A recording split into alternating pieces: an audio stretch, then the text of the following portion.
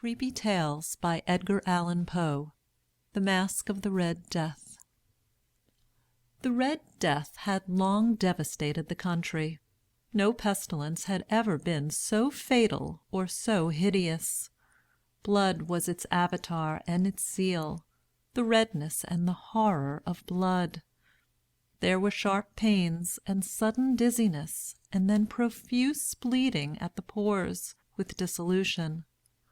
The scarlet stains upon the body, and especially upon the face of the victim, were the pest ban which shut him out from the aid and from the sympathy of his fellow men; and the whole seizure, progress, and termination of the disease were the incidents of half an hour. But the Prince Prospero was happy and dauntless and sagacious. When his dominions were half depopulated, he summoned to his presence 1,000 hale and light-hearted friends from among the knights and dames of his court, and with these retired to the deep seclusion of one of his castellated abbeys. This was an extensive and magnificent structure, the creation of the prince's own eccentric yet august taste. A strong and lofty wall girdled it in. This wall had gates of iron. The courtiers, having entered, brought furnaces and massy hammers and welded the bolts. They resolved to leave means neither of ingress or egress to the sudden impulses of despair or of frenzy from within. The abbey was amply provisioned. With such precautions the courtiers might bid defiance to contagion. The external world could take care of itself. In the meantime it was folly to grieve, or to think. The prince had provided all the appliances of pleasure. There were buffoons, there were improvisatori, there were ballet dancers, there were musicians, there was beauty, there was wine. All these and security were within. Without was the Red Death. It was toward the close of the 5th or 6th month of his seclusion, and while the pestilence raged most furiously abroad, that the Prince Prospero entertained his 1,000 friends at a masked ball of the most unusual magnificence. It was a voluptuous scene, that masquerade. But first let me tell you of the rooms in which it was held. There were 7, an imperial suite. In many palaces, however, such suites form a long and straight vista, while the folding doors slide back nearly to the walls on either hand, so that the view of the whole extent is scarcely impeded. Here the case was very different, as might have been expected from the Duke's love of the bizarre. The apartments were so irregularly disposed that the vision embraced but little more than one at a time. There was a sharp turn at every 20 or 30 yards, and at each turn a novel effect. To the right and left, in the middle of each wall, a tall and narrow Gothic window looked out upon a closed corridor which pursued the windings of the suite. These windows were of stained glass, whose color varied in accordance with the prevailing hue of the decorations of the chamber into which it opened. That at the eastern extremity was hung, for example, in blue, and vividly blue were its windows. The second chamber was purple in its ornaments and tapestries, and here the panes were purple. The third was green throughout, and so were the casements. The fourth was furnished and lighted with orange, the fifth with white, the sixth with violet. The 7th apartment was closely shrouded in black velvet tapestries that hung all over the ceiling and down the walls, falling in heavy folds upon a carpet of the same material and hue. But in this chamber only, the color of the windows failed to correspond with the decorations. The panes here were scarlet, a deep blood color. Now in no one of the 7 apartments was there any lamp or candelabrum, amid the profusion of golden ornaments that lay scattered to and fro, or depended from the roof. There was no light of any kind emanating from lamp or candle within the suite of chambers. But in the corridors that followed the suite there stood, opposite to each window a heavy tripod, bearing a brazier of fire that projected its rays through the tinted glass and so glaringly illumined the room. And thus were produced a multitude of gaudy and fantastic appearances. But in the western or black chamber, the effect of the firelight that streamed upon the dark hangings through the blood-tinted panes was ghastly in the extreme, and produced so wild a look upon the countenances of those who entered, that there were few of the company bold enough to set foot within its precincts at all. It was in this apartment, also, that there stood against the western wall a gigantic clock of ebony. Its pendulum swung to and fro with a dull, heavy, monotonous clang.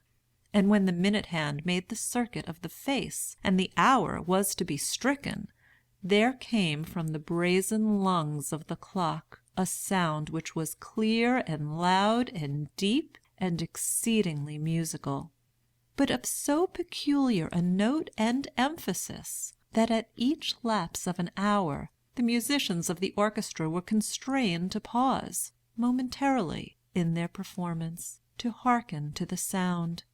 And thus the waltzers perforce ceased their evolutions, and there was a brief disconcert of the whole gay company.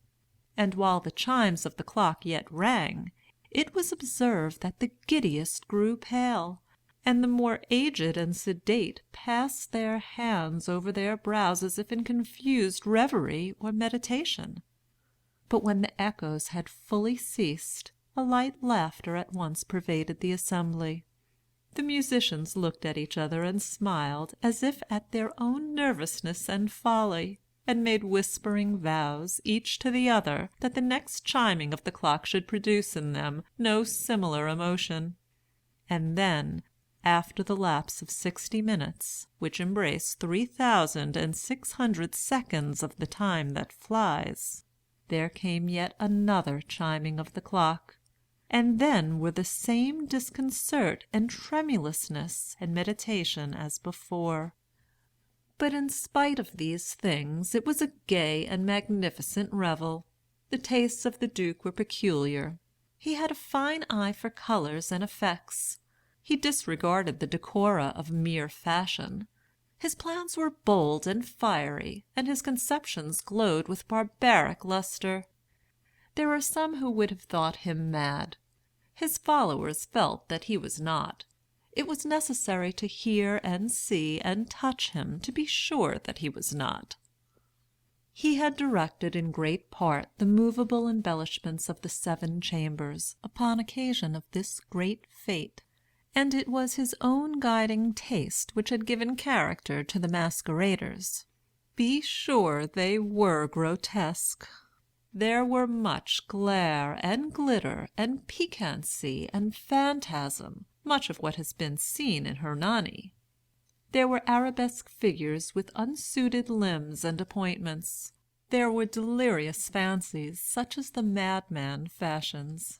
There was much of the beautiful, much of the wanton, much of the bizarre, something of the terrible, and not a little of that which might have excited disgust. To and fro in the 7 chambers there stalked, in fact, a multitude of dreams, and these, the dreams, writhed in and about, taking hue from the rooms, and causing the wild music of the orchestra to seem as the echo of their steps. And anon, there strikes the ebony clock which stands in the hall of the velvet, and then for a moment all is still, and all is silent save the voice of the clock. The dreams are stiff frozen as they stand, but the echoes of the chime die away. They have endured but an instant, and a light half-subdued laughter floats after them as they depart. And now again the music swells, and the dreams live, and writhe to and fro more merrily than ever, taking hue from the many-tinted windows through which stream the rays from the tripods.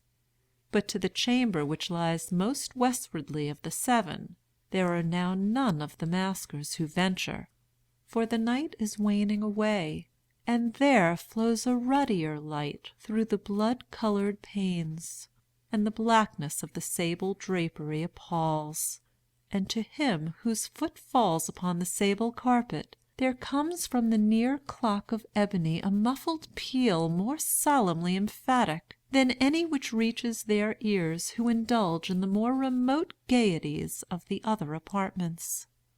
But these other apartments were densely crowded, and in them beat feverishly the heart of life, and the revel went whirlingly on until at length there commenced the sounding of midnight upon the clock, and then the music ceased, as I have told, and the evolutions of the waltzers were quieted, and there was an uneasy cessation of all things as before. But now there were 12 strokes to be sounded by the bell of the clock, and thus it happened, perhaps, that more of thought crept, with more of time, into the meditations of the thoughtful among those who revelled. And thus, too, it happened, perhaps, that before the last echoes of the last chime had utterly sunk into silence, there were many individuals in the crowd who had found leisure to become aware of the presence of a masked figure which had arrested the attention of no single individual before. And the rumor of this new presence having spread itself whisperingly around, there arose at length from the whole company a buzz or murmur, expressive of disapprobation and surprise, then finally of terror, of horror, and of disgust. In an assembly of phantasms such as I have painted, it may well be supposed that no ordinary appearance could have excited such sensation. In truth, the masquerade license of the night was nearly unlimited, but the figure in question had out-Heroded Herod, and had gone beyond the bounds of even the prince's indefinite decorum. There are chords in the hearts of the most reckless which cannot be touched without emotion. Even with the utterly lost, to whom life and death are equally jests, there are matters of which no jest can be made. The whole company, indeed, seemed now deeply to feel that in the costume and bearing of the stranger neither wit nor propriety existed. The figure was tall and gaunt, and shrouded from head to foot in the habiliments of the grave. The mask which concealed the visage was made so nearly to resemble the countenance of a stiffened corpse, that the closest scrutiny must have had difficulty in detecting the cheat. And yet all this might have been endured, if not approved, by the mad revellers around. But the mummer had gone so far as to assume the type of the Red Death. His vesture was dabbled in blood, and his broad brow, with all the features of the face, was besprinkled with the scarlet horror. When the eyes of Prince Prospero fell upon this spectral image, with which a slow and solemn movement, as if more fully to sustain its rôle, stalked to and fro among the waltzers, he was seen to be convulsed in the first moment with a strong shudder either of terror or distaste, but in the next his brow reddened with rage. "Who dares?" he demanded hoarsely of the courtiers who stood near him. "Who dares insult us with this blasphemous mockery? Seize him and unmask him, that we may know whom we have to hang at sunrise, from the battlements." It was in the eastern or blue chamber in which stood the Prince Prospero as he uttered these words. They rang throughout the 7 rooms loudly and clearly, for the prince was a bold and robust man, and the music had become hushed at the waving of his hand. It was in the blue room where stood the prince, with a group of pale courtiers by his side. At first, as he spoke, there was a slight rushing movement of this group in the direction of the intruder, who at the moment was also near at hand, and now, with deliberate and stately step, made closer approach to the speaker. but from a certain nameless awe with which the mad assumptions of the mummer had inspired the whole party, there were found none who put forth hand to seize him; so that, unimpeded, he passed within a yard of the prince's person, and, while the vast assembly, as if with one impulse, shrank from the centres of the rooms to the walls, he made his way uninterruptedly, but with the same solemn and measured step which had disguised him from the first, through the blue chamber to the purple, through the purple to the green, through the green to the orange, through this again to the white, and even thence to the violet, ere a decided movement had been made to arrest him. It was then, however, that the Prince Prospero, maddening with rage and the shame of his own momentary cowardice, rushed hurriedly through the 6 chambers, while none followed him on account of a deadly terror that had seized upon all. He bore aloft a drawn dagger, and had approached, in rapid impetuosity, to within 3 or 4 feet of the retreating figure, when the latter, having attained the extremity of the velvet apartment, turned suddenly and confronted his pursuer. There was a sharp cry, and the dagger dropped gleaming upon the sable carpet, upon which, instantly afterwards, fell prostrate in death the Prince Prospero.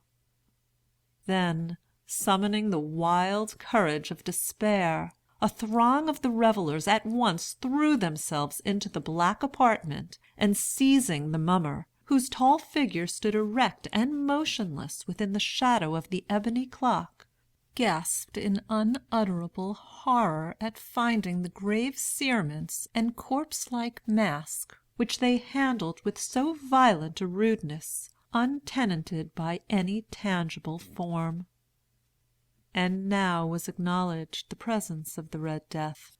He had come like a thief in the night, and one by one dropped the revellers in the blood-bedewed halls of their revel, and died each in the despairing posture of his fall.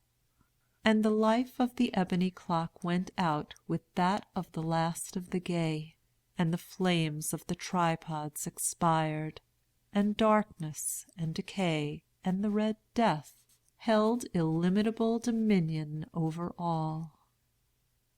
End of The Masque of the Red Death.